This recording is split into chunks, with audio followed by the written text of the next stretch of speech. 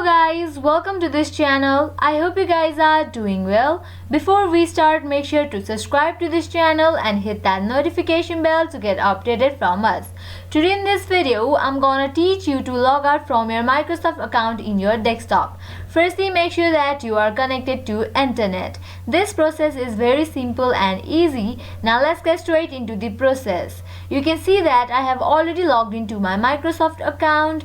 In the previous videos, I have taught you to create, change name, language and many more in Microsoft account, and in this video I'm gonna teach you to log out from your Microsoft account. Here you can see different options. At the top right corner you can see your profile. Click on that. Now here you can see the option sign out. Click on that. Now wait for a few seconds.